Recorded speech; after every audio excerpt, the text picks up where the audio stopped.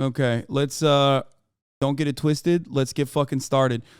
Russia is targeting civilian apartment complexes in Ukraine, but before that, we should talk about the bridge explosion that occurred. But I don't know if there's TOS in this, and I can't fucking play this while there might be TOS in this. Maybe I'm like a little worried. Let me scroll through it real quick, and then I'll go pee while this plays. Holy fuck, am I?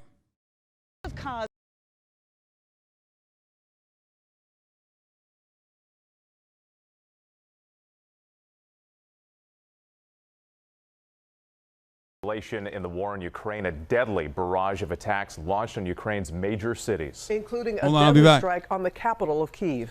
Vladimir Putin speaking just moments ago, saying he personally ordered those attacks. Britt Clinton starts us off in Kyiv with what we know at this hour. Good morning, Britt.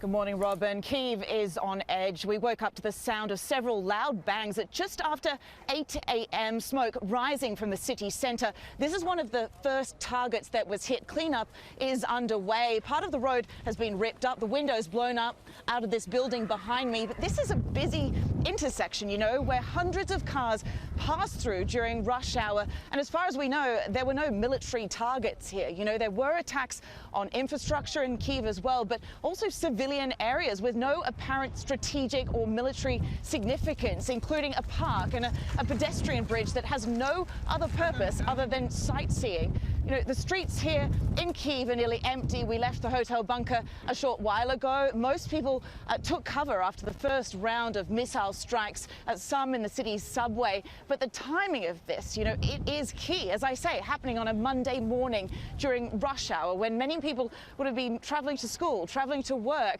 This is the biggest attack on the capital since the beginning of the war, and the first attack on the city center, making this a clear escalation. And as you say, Putin saying he personally ordered these strikes, warning that if the Ukrainians attack Russia. This is straight up terrorism. Okay? It's straight up terrorism.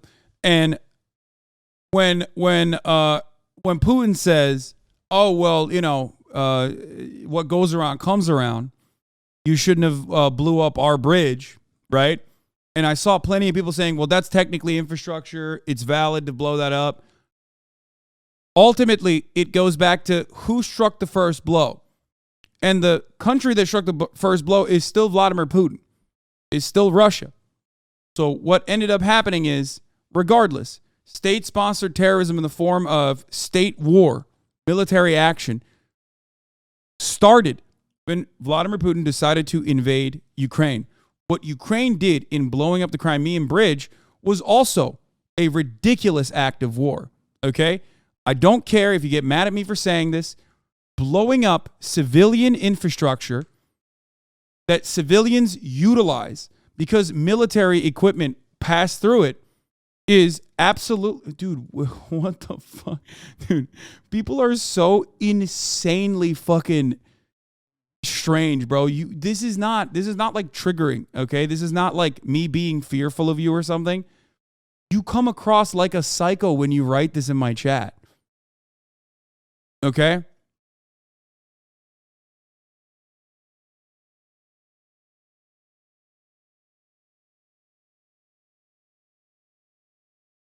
The bridge was used for Russian military sources. I know. But there are plenty of other parts of civilian infrastructure that also use civilian. You're giving him what he wants. Yeah, I know, but they're going to get across the platform banned. I ran across someone in the COD beta whose name was I'm going to kill Hassan Piker was with these psychos. Yeah, I don't know. I just don't know. I don't know. I don't know what to do about that. You know what I mean? Like,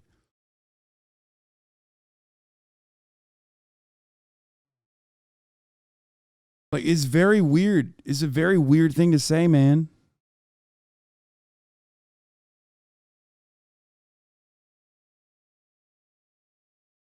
Like, what do you want? I know you think it's like a meme or some shit, but like, one of you fucking schizos is actually going to end up killing me. Is that what you want? Like, I don't really understand. I don't know. I mean, I guess maybe that, like, it'll be cool if I die, if I get fucking murdered by some schizophrenic fucking fan of one of these weirdos. Is that what it is?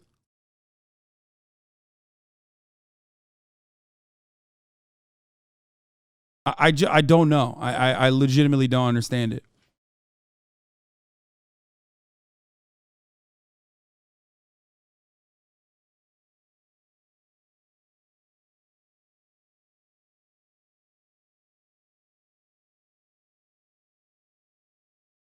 It's so wild that it's just like a normal part of my existence. You know what I mean? It's like it's always.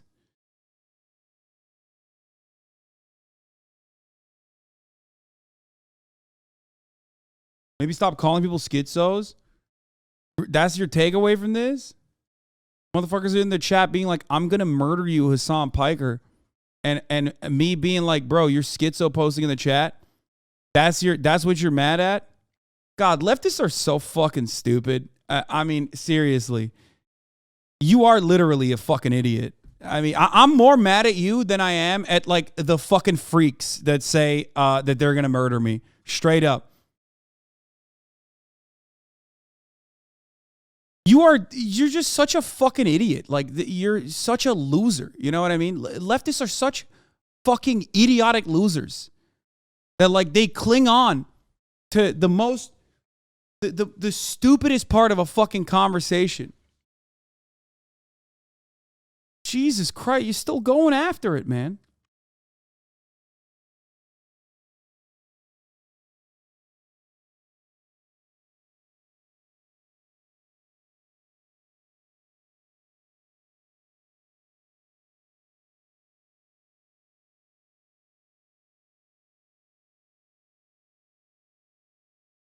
Holy fuck. My man would be like, hey, I know you're receiving death threats right now, like a lot, but how about you fucking watch your tone in the way that you're receiving death threats from people who are just deranged? Kind of fucked up. Kind of fucked up how you receive that death threat, Sweaty.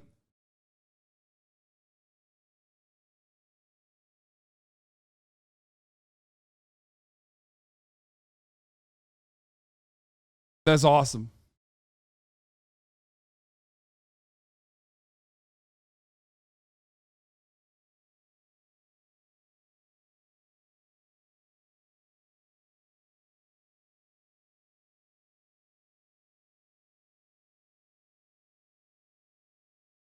Like how do we get to this point? Like how do we get to this point where it's like it's so normal for me to fucking receive death threats regularly that you know, we're just moving beyond that and we're going, hey, your reaction to such is inappropriate.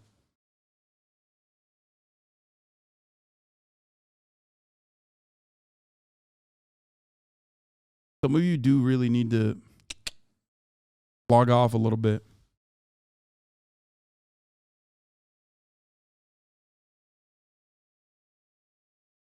Anyway.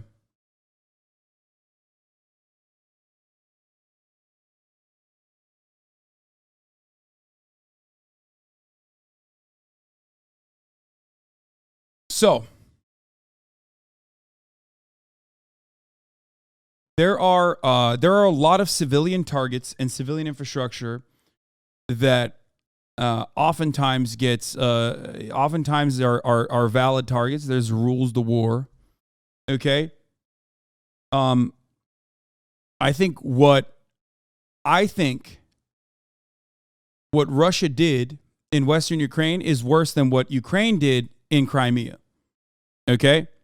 But I still think that what Ukraine did in Crimea is bad. Okay?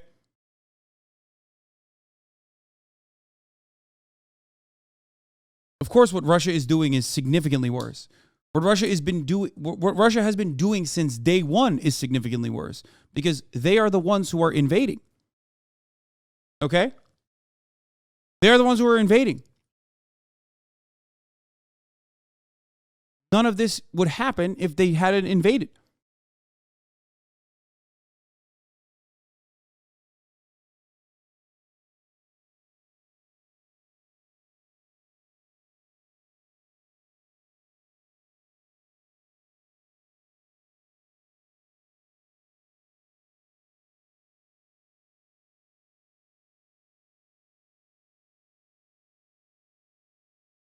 It's mind-numbing that how there are actual active politicians in the GOP that openly support Putin.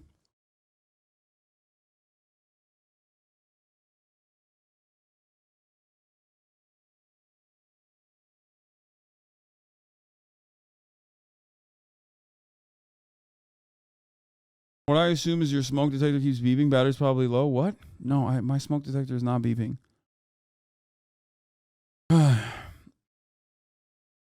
This is why my main point has always been, this is why war is awful across the board.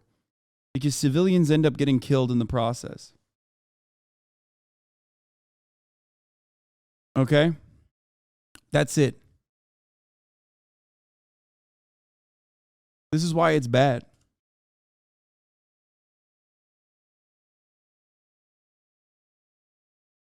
And if they continue, the answers, he said, will be severe. Robin? As you said, a clear escalation. Britt, thank you. Well, hey there. I can't sit here and fucking act like, bombing civilian targets and civilian infrastructure is ultimately a good thing and justifiable. You know what I mean? Like, that's crazy. The main actors in this circumstance are, of course, the main perpetrators of the circumstance are, of course, the Russian forces and Vladimir Putin. Okay? I don't think anyone has an issue with that take. I mean, or if you do, you're a fucking psycho. You're out of your mind. Correspondent Ian Pano, who is also in the region tracking the very latest on this major escalation by Putin. Good morning to you, Ian. Yeah, good morning, Robin. That's right. We're in Kharkiv, the country's second largest city. We were also woken up this morning by the sound of multiple strikes. We counted at least 6. And as has been the case in many major cities across Ukraine, these strikes have not targeted military sites. They've targeted civilian sites, things like power plants and water facilities. This seems to be Putin's response to the attack in Crimea, collective punishment to the entire Ukrainian population for what happened there. This morning, Russia launching multiple attacks across Ukraine. The capital, Kyiv, coming under the most intense bombardment since the war began. At least 4 districts were hit. Russia deliberately targeting utilities, power plants and water supplies. But also civilian sites have been hit and many people now hiding in shelters across Ukraine. The US Embassy now urging American citizens to shelter in place and depart Ukraine as soon as it's safe to do so. President Zelensky condemning Russia as terrorists and calling to speak to an urgent G7 meeting. Zelensky saying they want panic and chaos. They want to destroy our energy system. They're hopeless. These strikes coming after that devastating attack on the key strategic bridge into Crimea. Vladimir Putin blaming Ukraine and saying there's no doubt it was a terrorist act. The explosion a devastating blow to Russia's supply line. Video circulating online shows the moment a truck explodes, igniting 7 nearby fuel tanks, causing severe damage and partially collapsing the bridge. Located in the Kerch Strait, the bridge is the only land route connecting Russian-occupied Crimea to Russia itself. Even if parts of the bridge are still usable, it's still going to be very difficult for the Russians to resupply their troops across this bridge into the south. This was also wild. Who the fuck is running Ukraine's social media?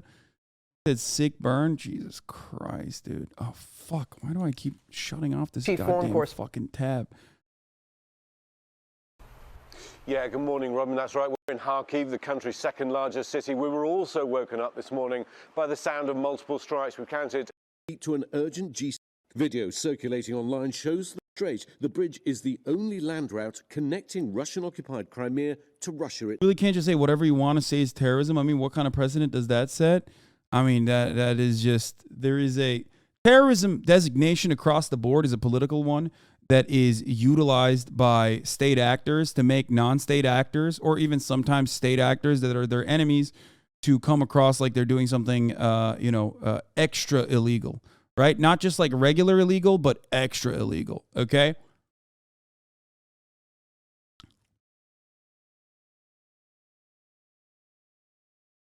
And it is, people do play with that distinction quite frequently. Now, if that was ad bait for the top of the hour, then sorry, I didn't read that part. I just read the top point and didn't read the rest of it. But it is top of the hour, and I will run a 60-second ad break right now. And if you no longer want to see those ads, all you need to do is subscribe.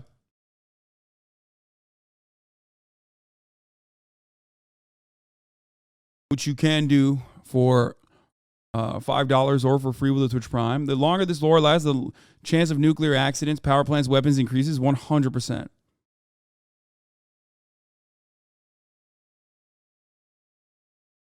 And sometimes terrorism is terrorism, like attacking civilian areas during a war, but I agree it's sometimes muddied. Yeah.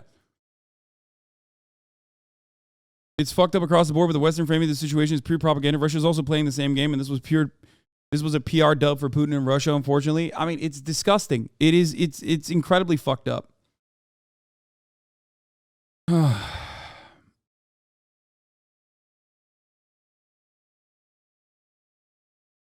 I think this will escalate potentially into nuclear conflict, or at least that's what the American State Department's assessment is. Okay?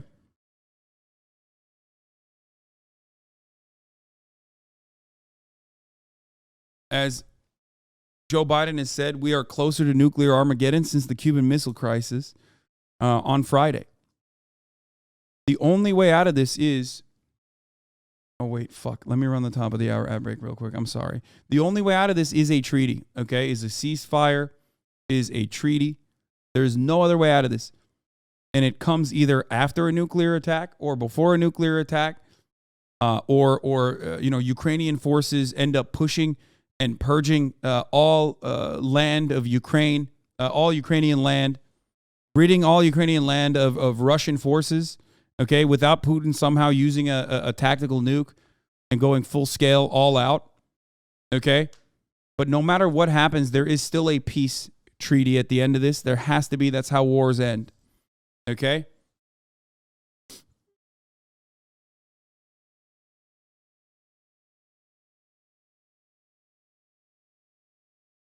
Any chance the bridge bombing was a false flag like Moscow apartment bombings and the FSB as a pretext for escalation? I mean, I don't think so, but maybe.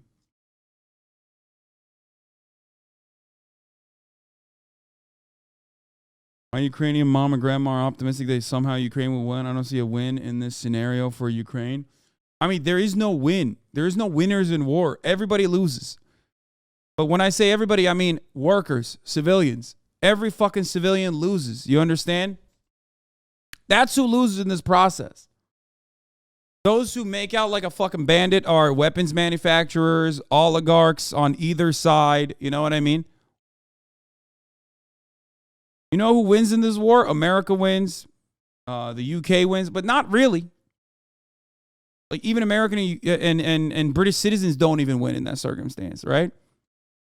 It's just the weapons manufacturers win.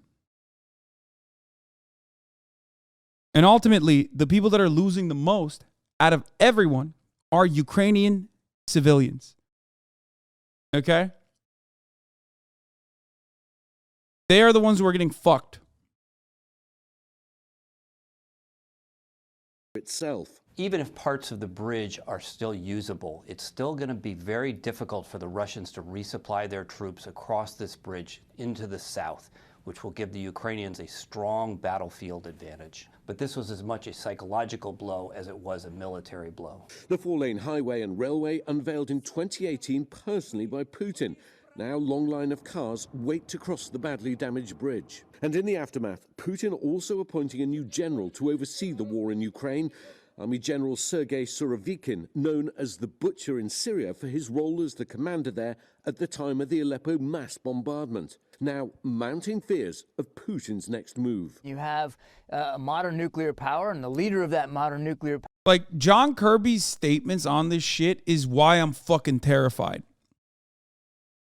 John Kirby has been going on every fucking news broadcast, okay? And talking about the possibility of maybe a baby nuke being used.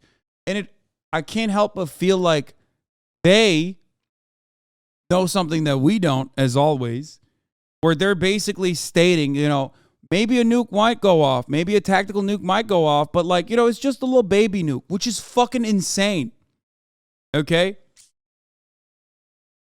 Like, are they gearing us up for a potential Russian nuke being launched, like a tactical nuke or something? So that they could be like, yeah, we knew about it ahead of time. We told you. But it's still a fucking nuke. is still a nuke. Thousands will die if that happens.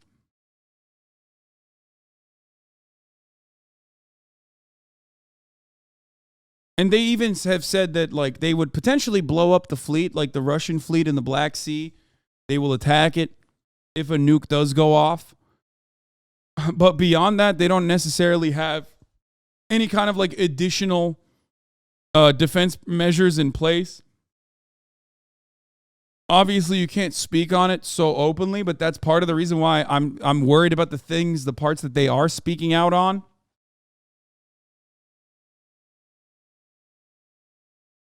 Wouldn't both sides launch all their nukes immediately if Russia just sent this one? No.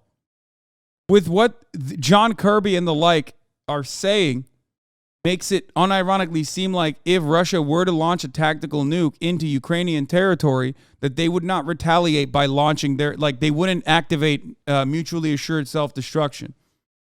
That Ukraine is not in NATO and therefore not considered a large enough risk for mutually assured destruction to kick in.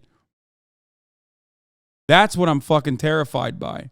And I don't know why people don't see that. I don't know why Ukrainian leadership does not recognize that that's what Americans are kind of, kind of gearing everybody for, kind of conditioning everybody for.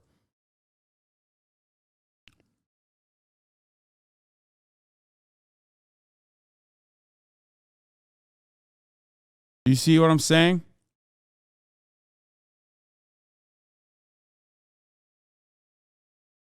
And I think the only side of this is, the way I see it, I think what people are looking forward to, like what the American side and the Western side is looking forward to, is like if Russia overextends its hand, China will stop its allegiance with Russia. And I think that they're wrong on that assessment, but what do I know? I've been wrong before, and I certainly am not an expert on, Chinese diplomacy. But I think like what the bargain that Western powers are making here, the gamble that Western powers are engaging in here, is that if Russia overextends and like does something that is truly horrific, like launching in the words of the American State Department, a baby nuke, which is still a fucking nuke, which is still immensely destructive. Okay?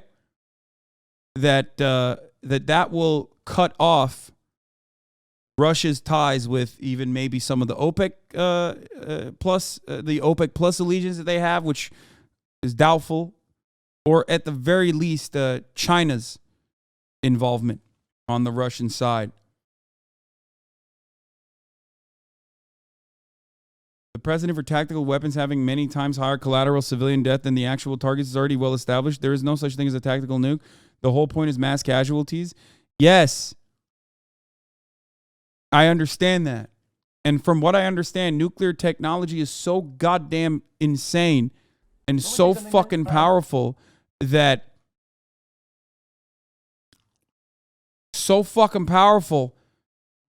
like Hiroshima and Nagasaki, the atomic bombs look tiny in comparison, which is insane to say. This notion that we're having conversations about like whether or not we could survive nuclear Armageddon or nuclear Holocaust or nuclear winter is insane. It is dark.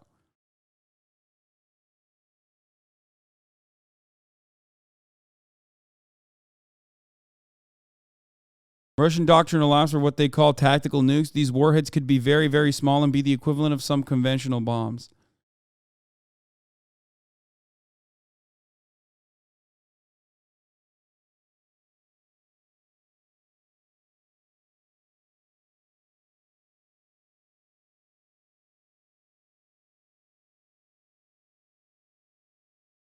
One kiloton to 3 kiloton tactical nuke bombs are smaller than Nagasaki. Doesn't Putin get bumped the second he decides to use a nuke by his own general staff, maybe? These are all super old conversations that people had during the Cold War, when there was the original nuke scare, you know? And you can't rely on that. You can't make policy around like hoping that someone will fucking off the leader before they hit the button. Like, I've heard this so many fucking times. If you've read anything about mutually assured destruction, you've heard people say that. You've heard people talk about those like hypothetical scenarios. And relying on that Hail Mary in a situation where nukes are flying is a little wild. I'll just say it like that. I don't know if I'm willing to I don't know if I'm willing to bet on that.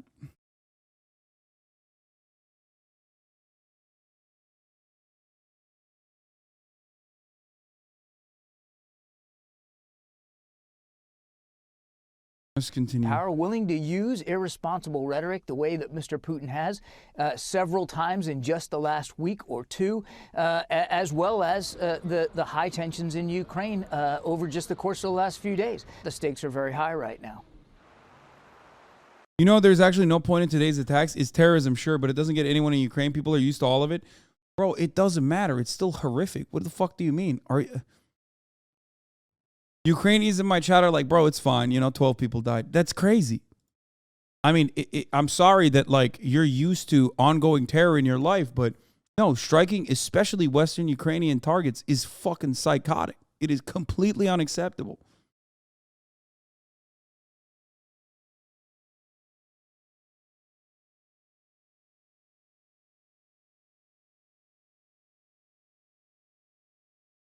It's like, that's terrorism. They hit civilian infrastructure to say, hey, you hit our civilian infrastructure, we're going to hit your civilian infrastructure even worse. That's what they did. That was that. Okay? That was the main reason why this happened. That was the main reason why Russia did this. And they openly stated it as such. And it's completely unacceptable.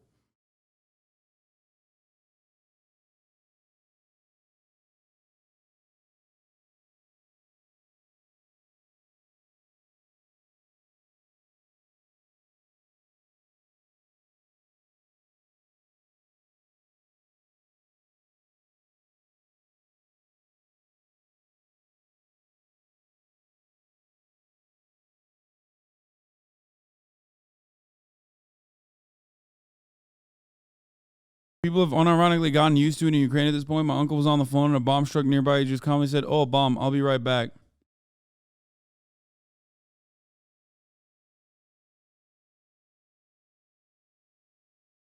The goal or the purpose of these Russian targets, like Russia targeting Western Ukraine, is to strike fear and destabilize Ukrainian civilian population life.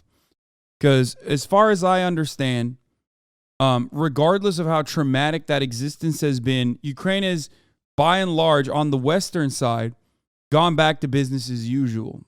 Obviously not fully business as usual. You could never do that while you were actively being invaded by a foreign force. But it is to disrupt. It is to basically disrupt it. That's terrorism. That's the goal of terrorism. The goal of terrorism is to strike fear in the hearts of your opponent and disrupt your opponent's daily existence, the opposing nation and their daily existence, so they fucking, so they can no longer survive, and it's destabilizing.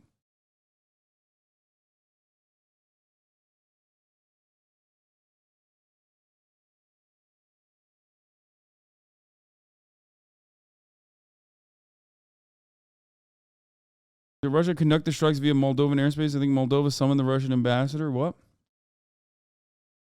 Morale bombing has been shown to be counterproductive, and we've known this as World War II. I mean, it basically reignites and regalvanizes the Ukrainian civilian population in the exact opposite way.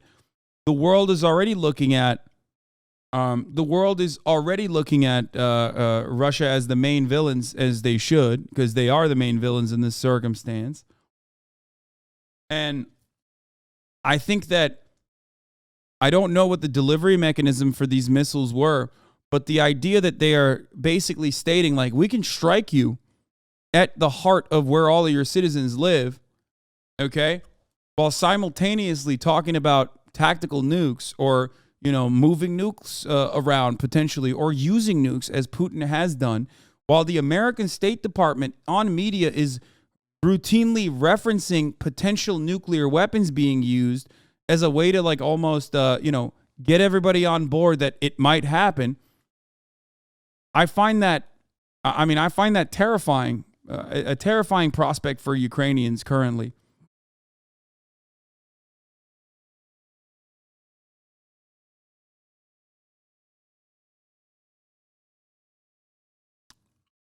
Putin did it to please Russian hawks and his elites and among his supporters. Yeah, I mean, Putin did it as a strongman game.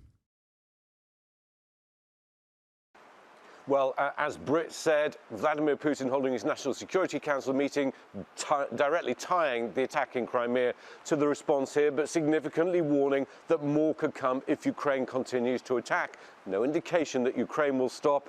I think everyone is bracing to see how this escalates, what happens next. All Robin? watching. All right, Ian, thank you so much.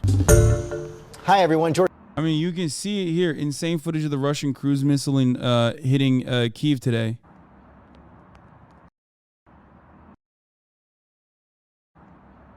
Right there. Wait, hold on. Yeah, here. That's the first one, and then the second one comes in right after here.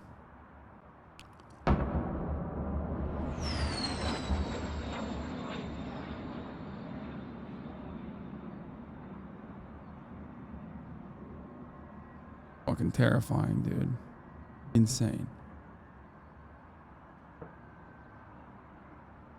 Like, look at this shit. There's people just fucking driving around, you know what I mean? That's insane.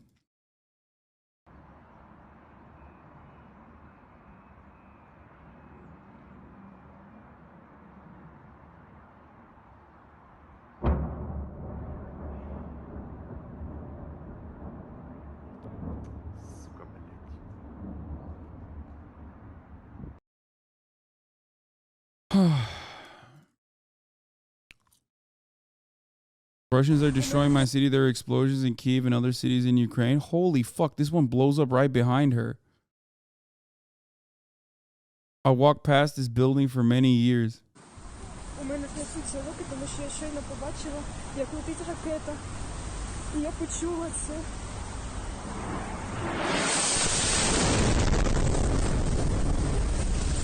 That's fucking nuts.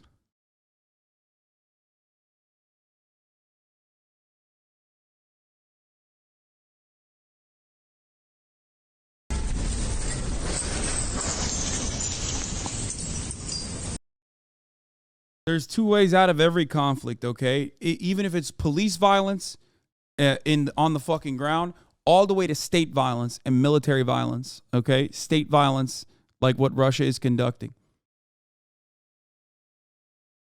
You either escalate or you de-escalate.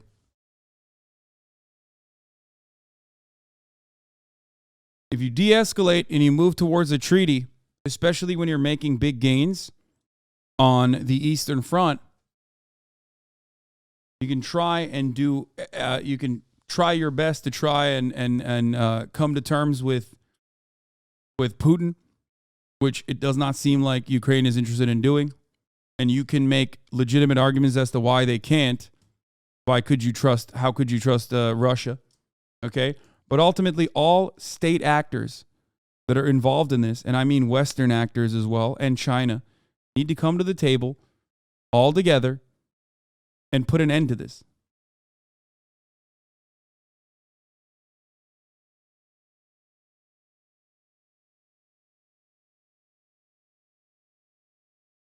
Medvedev said today that the goal was still to change the regime in Kyiv. Russians aren't interested in a negotiated settlement still. Absolutely. That's bullshit. That's completely unacceptable.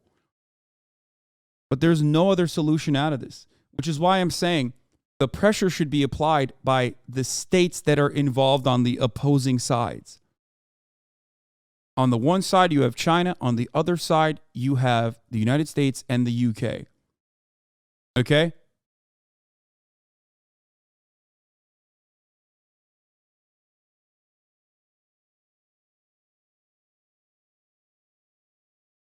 And if America's expectation on their side is to, if America's expectation on their side is to just wait it out and see what Russia does, and that is going to lead to tremendously more civilian casualties tremendously more civilian casualties before they actually, before they actually get China on board to put more stress and apply more pressure on the Russian side. And even then, it's not a guarantee that China will do that.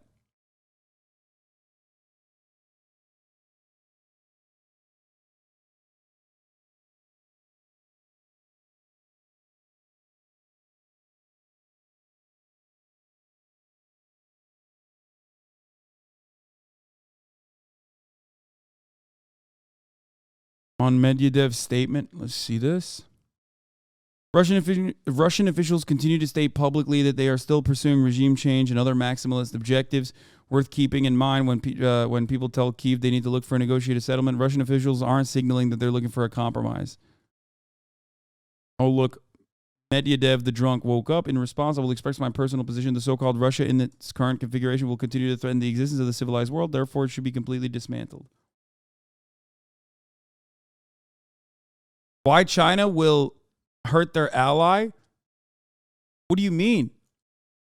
Medvedev, sorry. Because war is not good for anyone but weapons manufacturers. That's it. This war in Ukraine specifically is bad for a lot of trade partners in the third world that China works with, that the United States also works with as well. So there's that. Because of grain and because of energy prices in EU and whatnot, like it hurts the global economy. And in turn, it hurts people living in these countries that are energy partners. Also discussing about nukes so casually, that too by one of the great powers is a huge problem. There have been active conflicts in nuclear armed countries even in recent years, and they have been way more careful. Even though mentioned the word nuclear weapons. Meanwhile, Putin's dropping the N-word left and right. Please, let's not do that. Let's not do the Trump thing and say the N-word when talking about nukes. Good clip on how Russian TV is covering today's missile attacks. Russian state TV showcases the latest strikes against Ukraine, seamlessly incorporating Donald Trump, Mike Pompeo, Elon Musk into their war propaganda. As long as the negotiations, it's being stated all along that Moscow seeks nothing less than Ukraine's unconditional capitulation. For the record, this is exactly the same shit that this is in the same line as like Zelensky also saying it. Both sides are getting trying to harden their stance and trying to escalate rather than try to de-escalate. Obviously, Russia is still in the wrong here. Do not understand, because tomorrow Russia could be like, okay, we're done. We're no longer fucking doing this. Okay, we're no longer doing this. Here's the reality. If Ukraine said tomorrow, we're no longer going to fight, let's do a peace treaty, okay? There is no guarantee that Russia would fucking stop. But if Russia says, yes, tomorrow we're actually stopping this, we're actually stopping the war, let's do a peace treaty, Ukraine has to fucking capitulate to that. They have to. They have less power overall in this circumstance, regardless of the military victories that they've made in the Eastern Front. They have to. So still, Russia does maintain that power.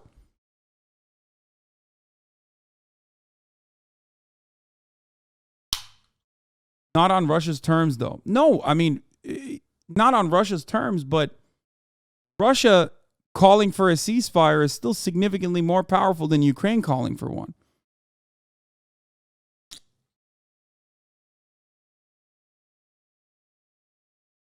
Now, of course, even if Ukraine was interested in a ceasefire, I don't know if the United States and UK, like their Western allies, would be totally on board with that.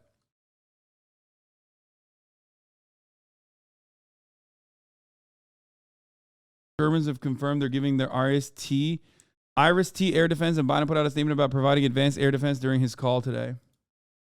What a West-Planist take.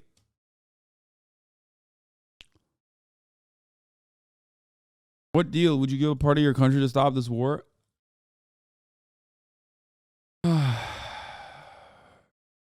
Or political independence of any state, or in any other manner inconsistent with the purposes The UN General of the Assembly United debates Nations. draft resolution condemning Russia's annexations in Ukraine.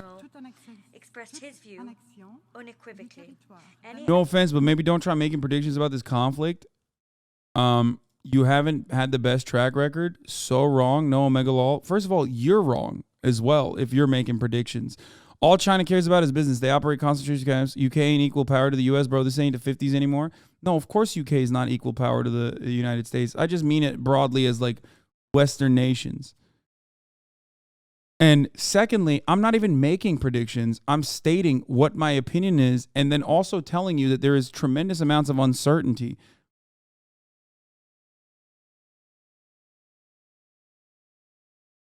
But you're not listening. You're doing the thing that I mentioned already before we even started this conversation, which is you're going to be fucking wrong on this. It doesn't matter if people are dying. What I care about more is like whether you're right or wrong.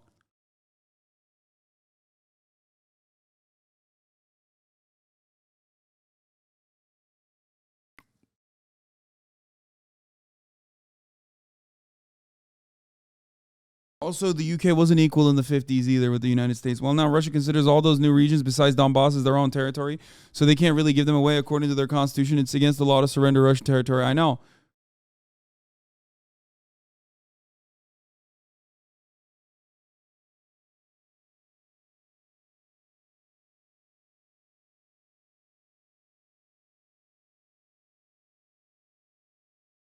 Ukrainians aren't interested in a ceasefire with a country that practices ethnic cleansing.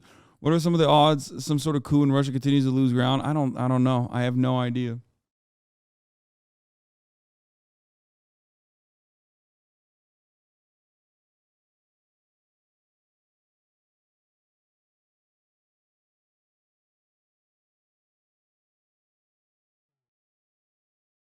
Latest on Chomsky. Oh God, I don't know if I want to hear this. Russia has launched its largest strikes on Ukraine in months. Chomsky is saying that the United States must stop undermining negotiations with Russia to end the Ukraine war.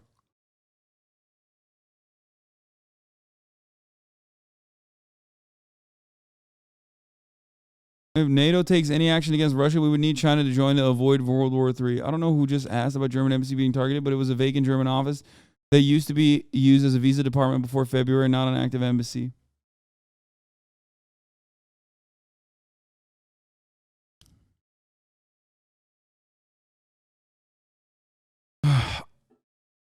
I think Russia has more power in ending the war than Ukraine does.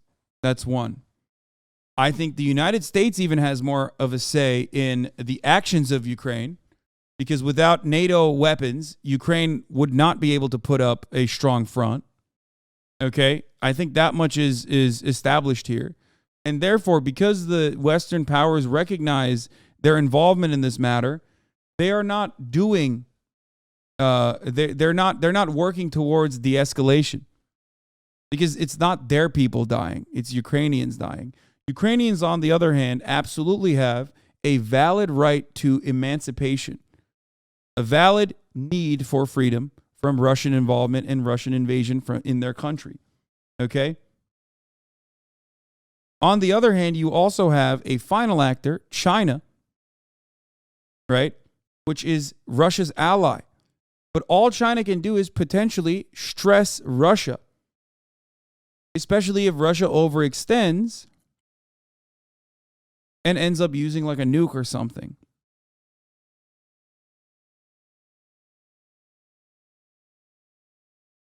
But waiting on Russia to overextend would tremendously increase the number of Ukrainian casualties.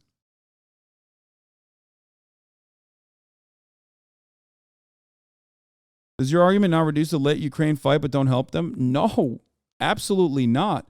My argument is be honest about your level of involvement with Ukraine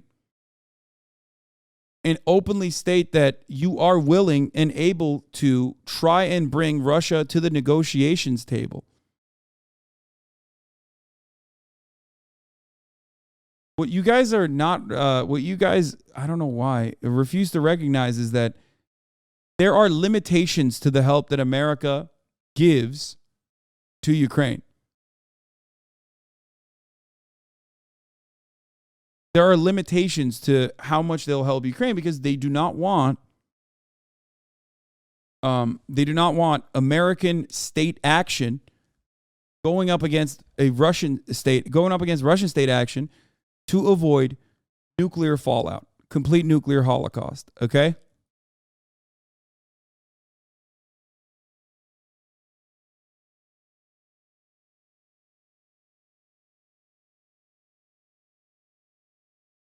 If stupidly Russia uses a nuke, then NATO would destroy the Russian conventional forces outside of Russia, effectively starting World War III. Yeah.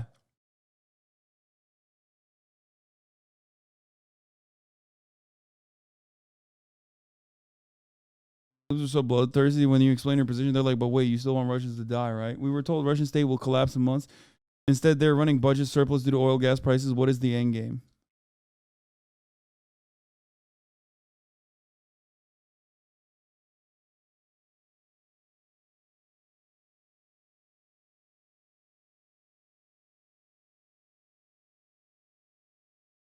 I agree with most of your analysis on Ukraine, but I do think that it seems as though the Biden admin, UK still wants to go hard, trust is insane, is at least signaling that they want to keep the war limited, such as calling out Ukraine for killing Dugin. It seems like they're seriously concerned about nuclear war, but maybe too little too late. I don't think they are. It was shocking that the New York Times wrote about how the American State Department called out Ukrainian actors for the assassination of Dugin's daughter. That was really, truly, truly strange. But that's a like a tiny sliver of a fucking olive branch in a sea of routinely undermining the routinely playing a role in escalating conflict.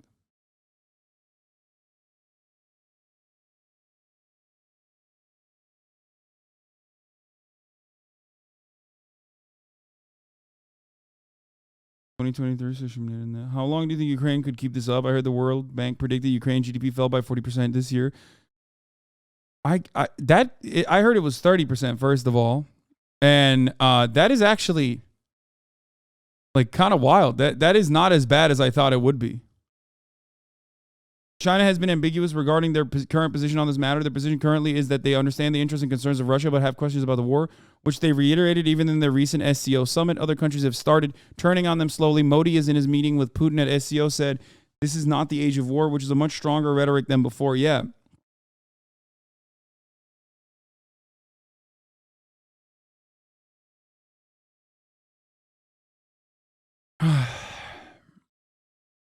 Isn't Ukraine the one side that says there will be no negotiations, or is that just Russian propaganda? I mean, Ukraine has said that. Zelensky said that there would be no. Zelensky said that there would be no negotiations until there's regime change in Russia. But I think they're just trying to strongman. You know what I mean? I think he's just trying to strongman and come across like a leader that is under fire and under attack and create, I don't know, some level of oppose some level of strength, like show some level of strength against the invading force, and to say, look, we're still in this, fuck these guys, especially because it came on the heels of gigantic victories in Kherson.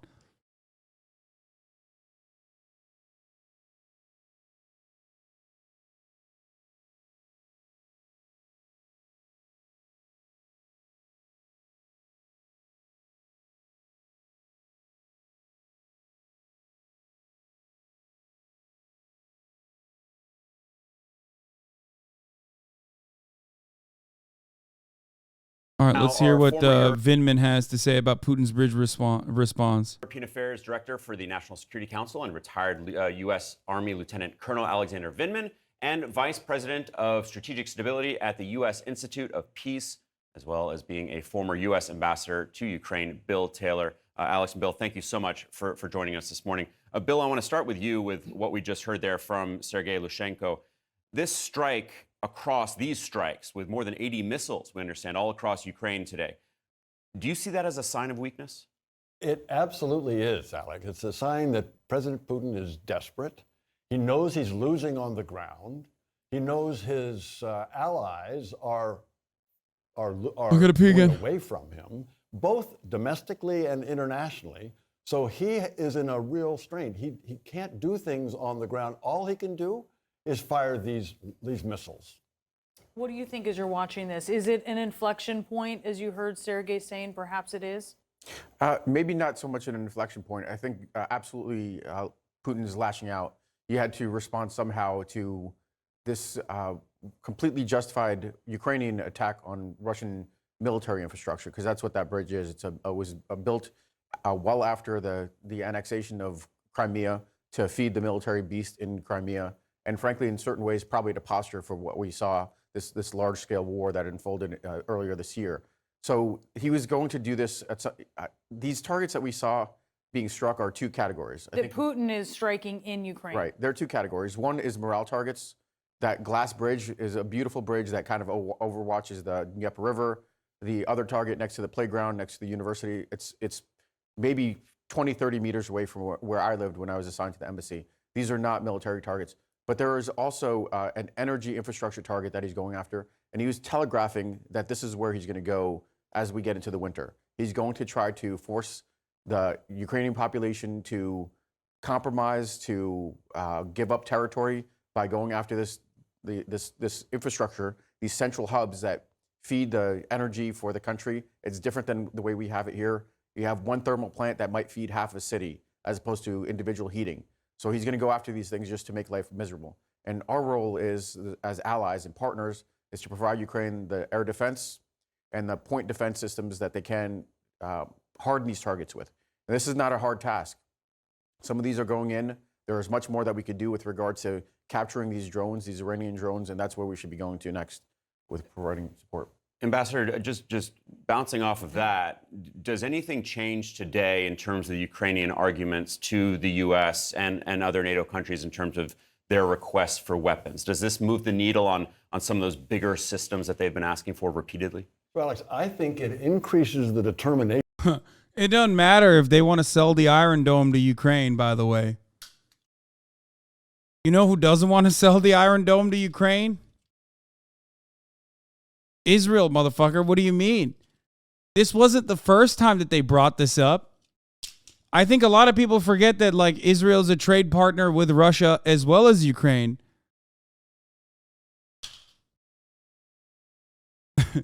So, you know, they're not...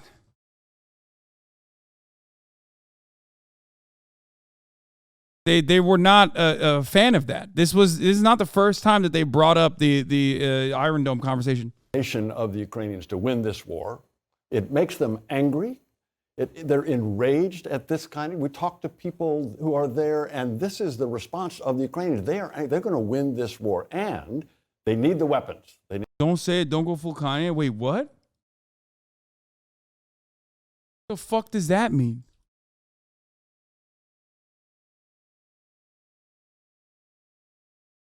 You think Israel originally fucking stating that they don't want Ukraine to have Iron Dome, because Ukraine to have an Iron Dome equivalent, has anything to do with like what Kanye West said, where he said he's going to go DEFCON 3 on Jews? That's wild. They need the weapons that you just asked. They need the air defense systems. This is just a further demonstration. They've needed these before. They've asked for them before. We're starting to provide them. They need to come more quickly. So that's there. And going back to this question about what is Putin doing, all he can do is fire these weapons in. He doesn't have the soldiers. And so the Ukrainians now need also the armor on the battlefield to push them out of the country. The Ukrainians need to push the Russians out of their country. Because not to minimize what we're seeing by any stretch, right? I mean, rush hour in Kyiv, playgrounds, yes, infrastructure targets, but civilian targets. At the same time, when you look at the damage that is being done, it is not something that turns the tide, which speaks to what Vladimir Putin can or cannot do. I mean, to what end? There is no strategic end. Terror with what campaign. we're watching. It's all it is a terror campaign. If both Bill and I have been on the ground in Kiev and in Ukraine since this war started, Russia really is a one-trick pony. It cannot do anything on the battlefield. It's getting defeated at every turn. The pressure is going to continue to really weigh down on the Kherson and the eastern campaigns. There may very well be another attack through the center, through Zaporozhye. But the only thing he could do in response is not on the military battlefield. He could terrorize the population. He could make it a miserable winter for the population. And he has a limited means to do that. He has a dwindling supply of cruise missiles. He now has these Iranian drones. Those are actually much, much easier to defeat. The cruise missiles fly faster. They have a difficult profile to potentially defeat. You need to have sophisticated military air defense. But for these other drones that the Iranians are providing, they're slow. All you need is kind of point defense around the critical infrastructure, whether it's city centers, whether it's thermal plants, whatever the case might be. We just need to saturate the environment there, and this could easily reduce the pressure that Russia is putting on Ukraine. I mean, these guys have like personally played a role in doing exactly what they're talking about here with disdain, with respect to like, you know, countries that are overwhelmingly brown, right? Like, we all recognize that. I think that's not new. It's not even a unique take. And for those of you who are new here, I like to sometimes, bring America into the equation with respect to this, specifically so that people who otherwise do not recognize America's involvement in other countries as an overall bad thing, to finally recognize that it actually is. You know? Iraq comes to mind immediately, or Afghanistan, but certainly Iraq. And make this a much, much more bearable campaign as the military campaign that's far more decisive turns and ends his aspirations for this war. Well, it's clear he is trying to ramp up things for now, but how effective that's actually going to be, very much. That's not whataboutism, you fucking idiot. You don't understand. You don't understand what whataboutism means. You just personally do not understand what you're saying if you think that that is whataboutism. I'm not saying what Russia is doing is right, you fucking dumbass. You're the one who's maintaining the position, though. TwitchCon, you look like a bully bitch. Aw. Are you sad? Are you sad that, like, in real life, you look like you and your fucking homies look like weirdos in real life when you behave like you do on Reddit? Aw. Your attitude sucks. It's like soft skin for a big tough guy. Bro, go take a shower. Okay? Hit the gym. Sorry that didn't pan out for people like you in the way that you thought it was going to. All right? Hasan, that tone sounds condescending. I am being condescending.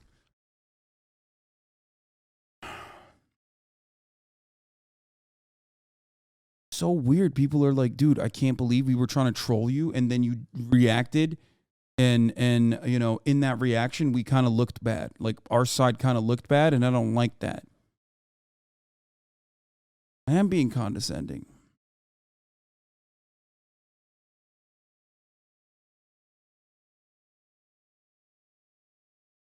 Think about your actions. Yeah.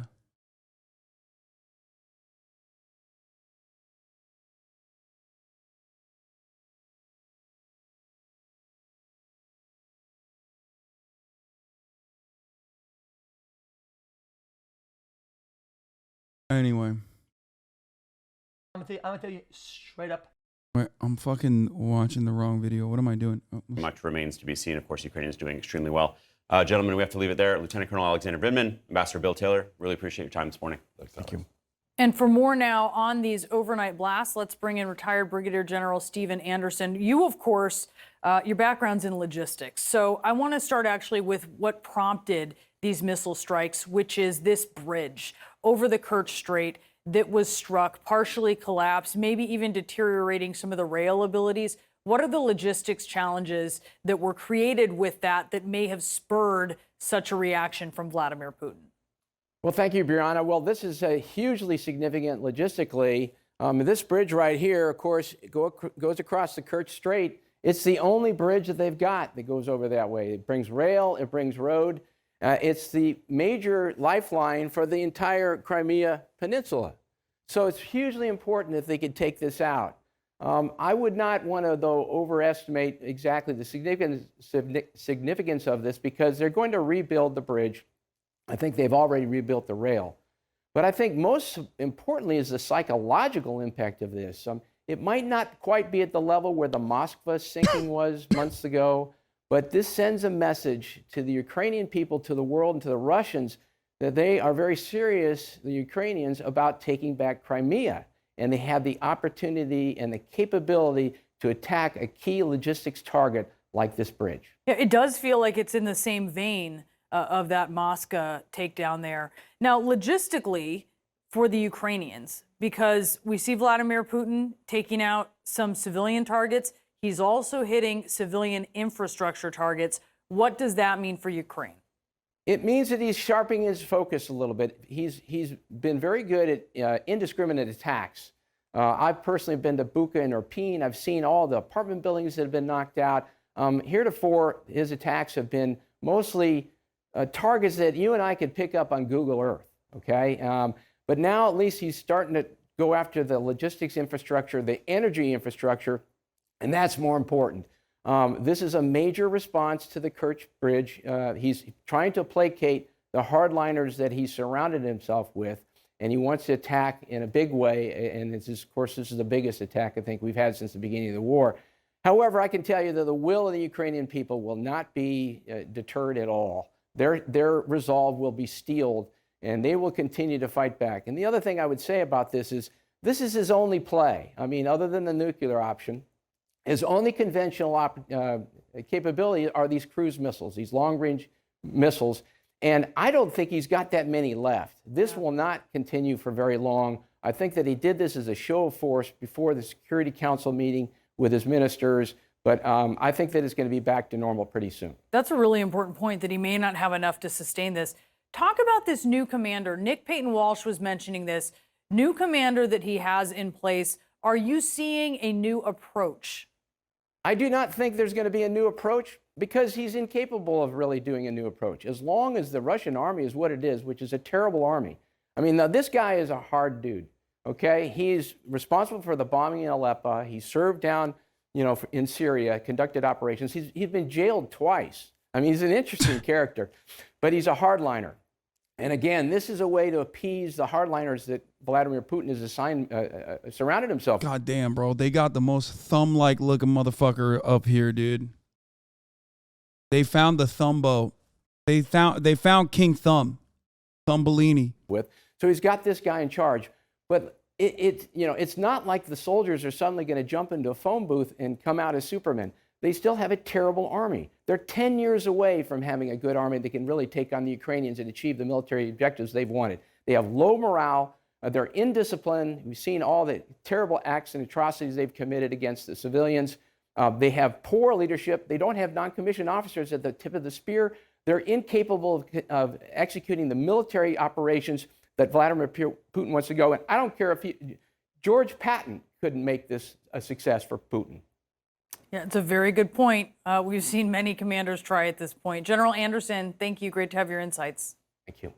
Meanwhile, we are barely 4 weeks before the midterm elections, and many of the key races could not be closer. Let's show you the latest CBS News.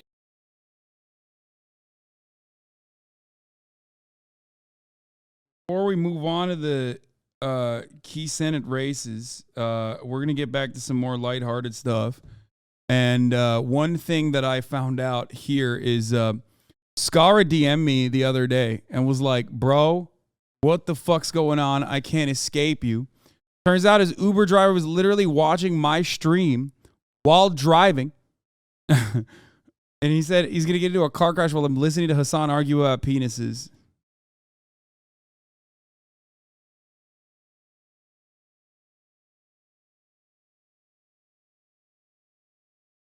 So that's one. That was number one. Number two, more union news. Okay, let's fucking go. Let's fucking go. Let's fucking go. Here is Diana Hussein at Unite Here. He says, hey, Hasan the Hun, you're inspiring food service workers to join Unite Here. Please let us know if you'd ever like to have one of our members on to talk about their organizing. We want a voice at the table to have a part in saying how things should work, said Fernanda Martyr, 28, a single mother who works in the kitchen and also is a barista at the company. We want better treatment and benefits. Martyr currently lives in a mobile home with her mother and her son. She says she struggles to cover her family's expenses, car, phone payments, her son's daycare, and rent.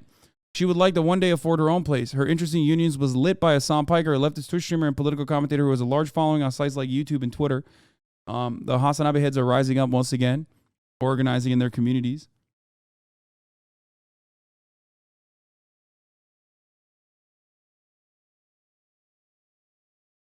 X has been hanging out with you too much? Wait, why? What did he do? You let yourself tied up, you let them eat your ass, like shit like that. Yeah, I've done all that. Like, you know. Wait. So you tied a girl up? Yes. XQ Dahmer. No, I'm kidding. Yo, guy. Yeah, let me chill out, bro. Okay, you tied a girl up. Have you ever been tied up? Yes. Come on, bro. That's hard as what?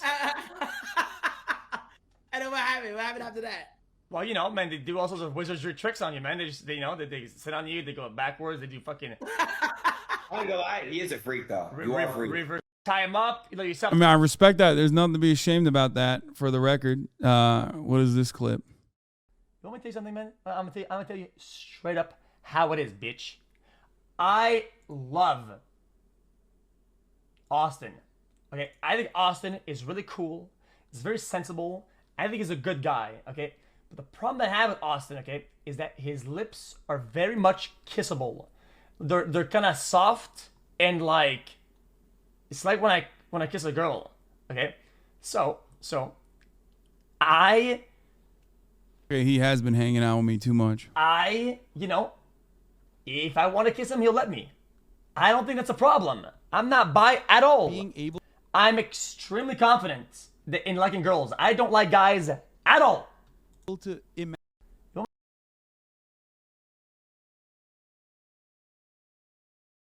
Keep denying it, but slut era is real. You make gay cool now. I mean, it's not just me. Kind of zesty, if you ask me. Yeah, that shit is zesty.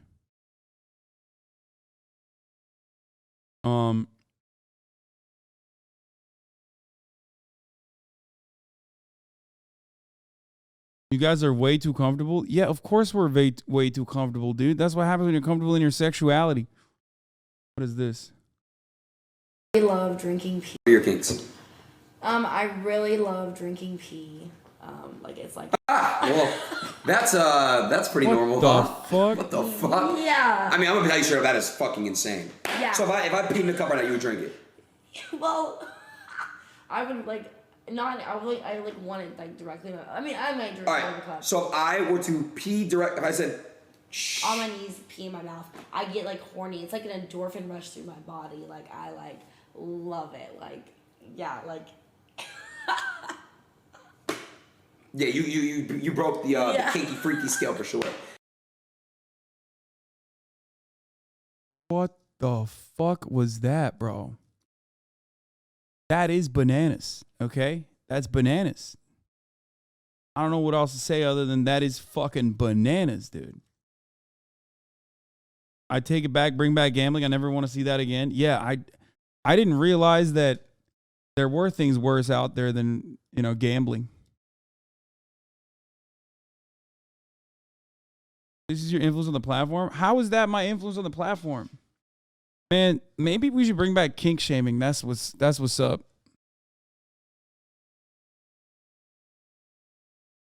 Told Hasan Piker that I'm bisexual. What is that? What? Told Hasan Piker memes got to stop. Okay.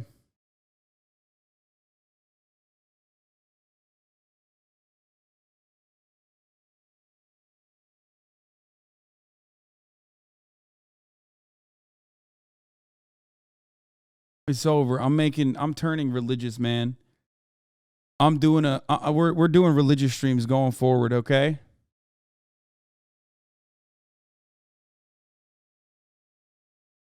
We're going back to the grace of God.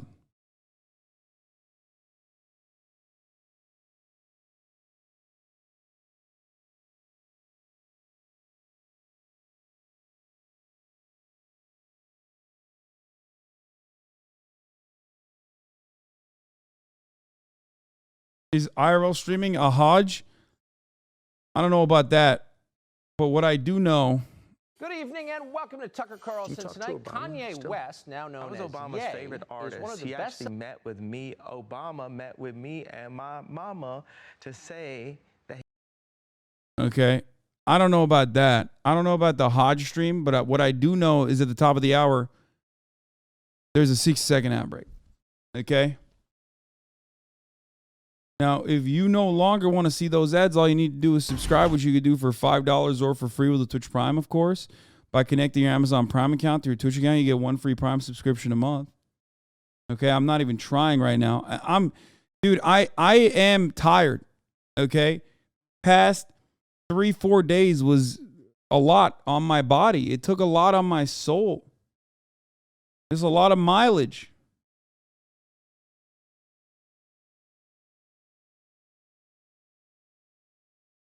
It was hard, man. It was fucking hard, dude.